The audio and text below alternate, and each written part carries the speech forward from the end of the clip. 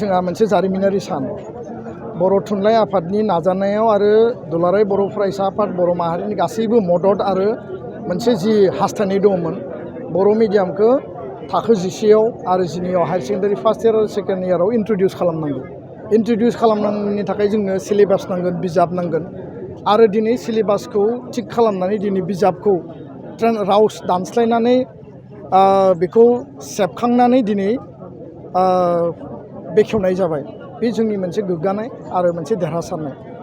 दा बिनि थाखाय आङो बर' थुनलाइ आफादनि गासै टीमखौ आङो साबायखर बावदों। आसाम हायार सेकेन्डारि काउन्सिलनि चेयारमेन सेक्रेटारि गासिखौबो साबायखर बावदों। लोगोसेनो आसाम सरकारखौबो आङो धन्यबाद होदों। खिन्थु गुबै बाथ्राया जाहैबाय जे जोङो गोलाव समनिफ्राय आसामनि सोलोंथाइ मन्थ्रि, आसामनि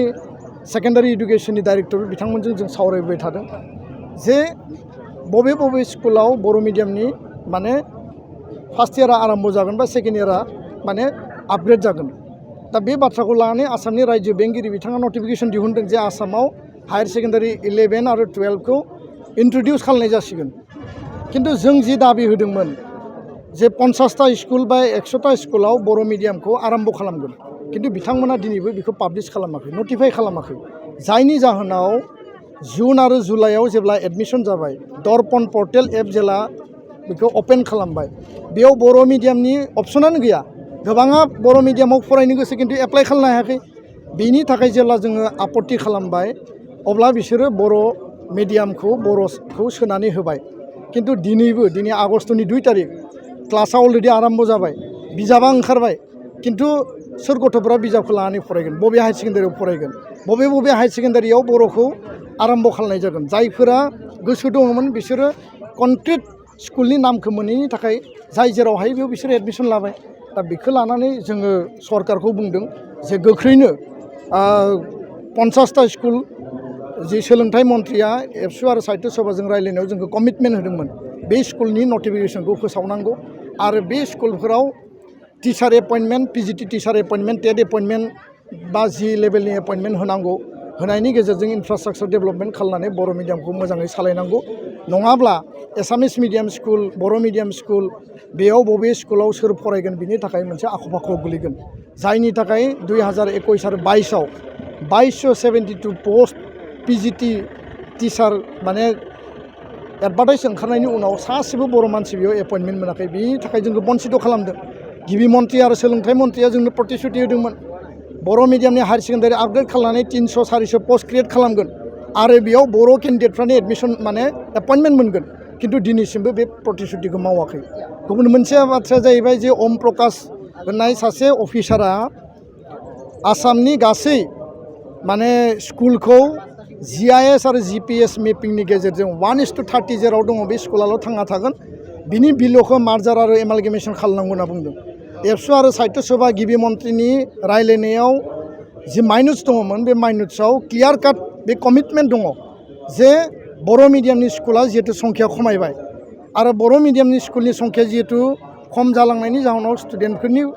फरायनांगौनि जि स्कपआ माने जेंना नुजादों आरो डिसटेन्सआ बारायदों। बेखायनो जों बुंदोंमोन जे बर' मिडियाम स्कुलखौ मार्जार आरो एमालगेमेसननिफ्राय 2 बोसोर रेहाय होनांगौ। खिन्थु दिनै बिथांमोना गावसोरनि प्रतिश्रुतिखौ बावगारनानै सोरबा गोदान अफिसार फैगोन, अफिसारा माने गोदान मोनसे सिन्था खालामगोन, अर्डार हरगोन, अफिसारनि मथे स्कुल सोलिगोन नामा, अफिसारनि मथे माने इडुकेसना सोलिगोन नामा? अफिसारा रायजो राजानि दल संगठननि हप्स एन्ड एसपिरेसन मिडियामनि थांना थानायनि जातीय अस्तित्वनि थांना थानाय थामोनथा रैखाथिनि बाथ्राखौ नोजोर होनांगोन। बे बिथांमोननि पुतला नङा जे जेरै गोसो ओरैनो खालामफैगोन, जेरै गोसो ओरैनो अर्डार होफैगोन। बे बाथ्राखौ जों मालाबाबो हजम खालामनो हायाखै। बेखायनो बे बाथ्राखौ उथायना लानांगौ। सरकारनि माखासे नितिया जोंनि फेभाराव जायो, बिनि थाखाय जों वेलकाम खालामगोन। माखासे नितिया जोंनि एन्टि जायो, माखासे पलिसिया एन्टि, बेखौ जों मालाबाबो वेलकाम खालामा। आरो जायनि थाखाय NEPआ बुंदों, नेशनेल इडुकेसन पलिसिया बुंदों जे मादार टांनि सायाव इम्परटेन्स होनांगौ। मादार टांआव बांसिन जोङो फोरोंनायनि गुन गोनां सोलोंथाइ लानायनि बेबस्था खालामनांगौ। खिन्थु दिनै जों नुबाय माने CBSEआ बुंदों रिजनेल लेंगुवेज मादार टां, माने हायार इडुकेसनाव कलेज इउनिभार्सिटिनि बेलायाव बुंदों रिजनेल लेंगुवेज मादार टां, आरो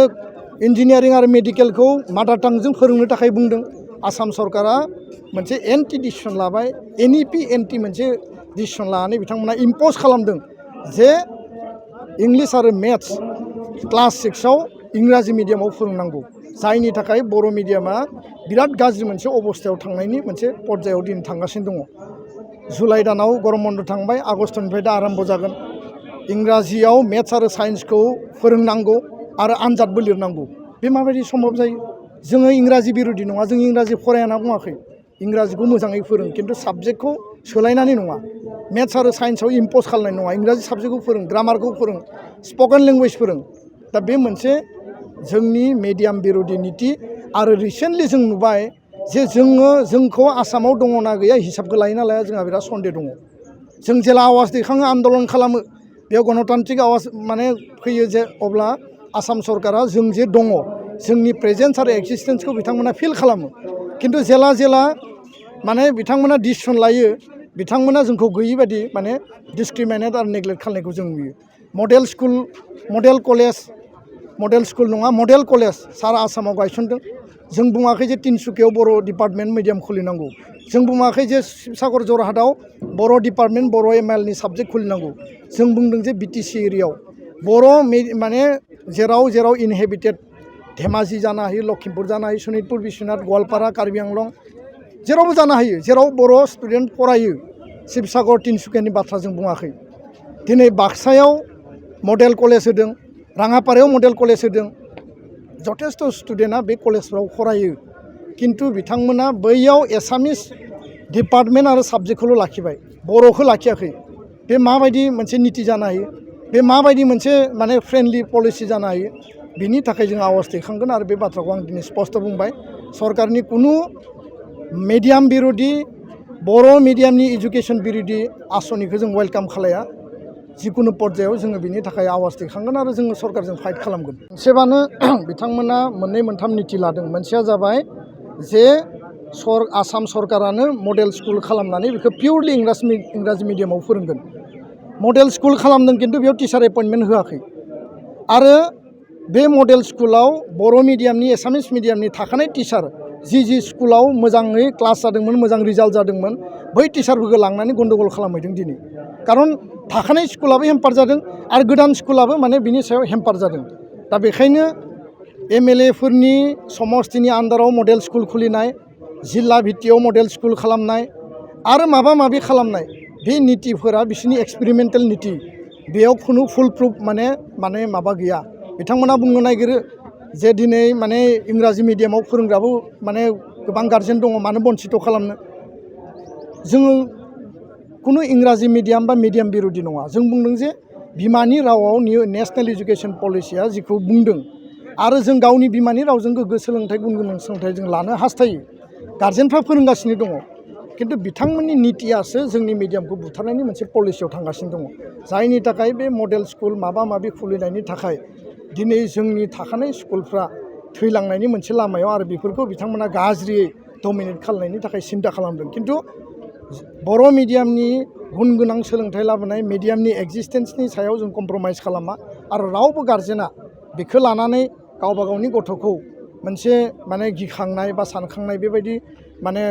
जानो गोनां बा साननो गोनां जेबो बाथ्रा गैया गावनि बिमानि रावजों फरायनानै दिनै गुन गोनां सोलोंथाइ लानायनि सारा भारतनि स्टेटफोराव बेस्ट अफ द बेस्ट एग्जाम्पल दङ आरो बेबायदिनो सोलोंथाइयाबो सोलिगासिनो दङ बे बाथ्राखौल' आं स्पष्ट बुंबाय गोजोनथाव खौरां आइ आफा बिएम इन्स्टिट्युट अफ पेरामेडिक्सआ सोलोंसाफोरनि थाखाय लानानै फैदों देहा सोलोंथाइनि मोनसे मोजां खाबु 2023-2024 सोलोंथाइ बोसोरनि थाखाय आइ आफा बिएम इन्स्टिट्युट अफ पेरामेडिक्सआव सोलोंसाफोरनि मुं थिसननाया सोलिगासिनो क'क्राझार सोहोरनि जेटी रोड गोजोनपुरी गांजेमा बाजारनि उल्था फारसे साखाथियाव थानाय आइ आफा बिएम इन्स्टिट्युट अफ पेरामेडिक्स सोलोंथाइ फसंथानाव सोलोंथाइ लानायनि गेजेरजों सोलोंसाफोरा साख्रि मोननायनि खाबुखौ खालामनानै लानो हागोन भारत सेवक समाजजों गनायथि जानाय बे फसंथानाव 2 बोसोर समनि थाखाय medical laboratory technology BSS diploma assistant nursing first aid patient care dialysis technician OT technician physiotherapy डिप्लोमाजों लोगोसे 1 बोसोर समनि थाखाय आईसीयू टेक्निशियन रेडियोलॉजी टेक्निशियन डिप्लोमाखौ लानो हागोन बेफोर डिप्लोमाखौ आबुङै सोलोंथाइ लानायनि गेजेरजों सोलोंसाफोरा गोरलै राहाजों साख्रि लानायनि खाबु मोनगोन गोसो गुदुं सोलोंसाफोरा रोखायै मिथिनो थाखाय 9821663110 6002559220 मबाइल नाम्बाराव फोनांजाब खालामनो हागोन नङाब्ला क'क्राझार सोहोरनि universal dental and health care सेन्टाराव फैनानै थोंजोङै खौरां लाफैनो हागोन।